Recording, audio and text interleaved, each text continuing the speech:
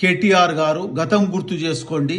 ఇంతకుముందు అధికారంలో ఉన్నప్పుడు 39 మంది ఎమ్మెల్యేలను, 3 ఎంపీలను, 16 మంది ఎమ్మెల్సీలను పార్టీ మార్చుకున్న చరిత్ర మీకున్నది. అందులో కొంతమందికి మంత్రి పదవులు కూడా ఇవ్వడం జరిగింది. అది గుర్తు చేసుకోండి. మీ మాటలు ఏ రకంగా ఉన్నాయంటే అంత కూడా వచ్చి సానుభూతి తెలిపినట్టు ఉన్నది.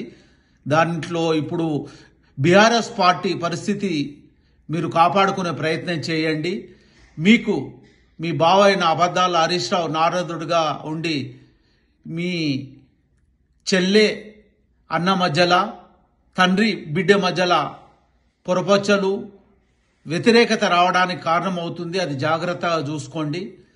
మీ మాటలు కూడా ఏ రకంగా కనబడుతున్నాయంటే గతంలో జోకర్లు ఉంటుండ్రి, బుడ్డర్ఖాన్లు ఉంటుండ్రి సర్కస్లో, ఆ రకంగా ఉన్నది. మీరు ఏం చేయలేంది అది చేస్తా ఇది చేస్తా అన్నట్టు మాట్లాడుతున్నారు.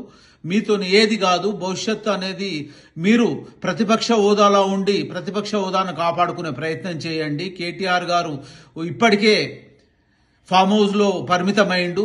ఆయన ఇంకెవరికన్నా నీకు ఇచ్చేటట్టు కనబడతలేదు. కనీసం ఇంకెవరికైనా ప్రతిపక్ష హోదా ఇస్తే బాగుంటది.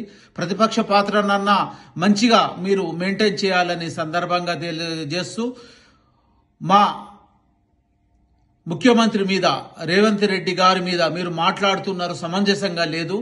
ఎందుకంటే రేవంత్ రెడ్డి మగవాడయ్యే మిమ్మలను ఫామ్ హౌస్ కు, ప్రతిపక్ష హోదాకు పరిమితం చేసిండు. భవిష్యత్తులో పూర్తిగా పోకుండా కాపాడుకునే ప్రయత్నం చేయండి. రేవంత్ రెడ్డి గారు మగాడయ్యే కార్యక్రమం చేయడం జరిగింది. మీకు ప్రతిపక్షంలో కూర్చుండబెట్టే పరిస్థితి తీసుకొచ్చిండు. భవిష్యత్తు కూడా మీకు ఏం లేకుండా జరుగుతుంది. జాగ్రత్త. మీరు ఏది మాట్లాడినా గానీ నోరును అదుపులో పెట్టుకొని మాట్లాడాలని కేటీఆర్ గారిని, హరీష్ రావు గారిని హెచ్చరిస్తున్నాం. మీరు అందరినీ రెచ్చగొట్టి ఏదో ప్రయత్నం చేస్తున్నారు. ఆ రెచ్చగొట్టే మాటలు భవిష్యత్తులో మీకు అదే శాపం అవుతుంది. ఇంతకు ముందు రెచ్చగొట్టి ఎంతో మంది ప్రాణాలు బలి పశువులు చేసేయడం జరిగింది. బలి దేవతలుగా మీరు కాకండి. ఎందుకంటే ఎంతో మందిని రెచ్చగొట్టి వాళ్ళ ప్రాణాలు తీసుకునేటట్టు ప్రయత్నం చేస్తున్నారు.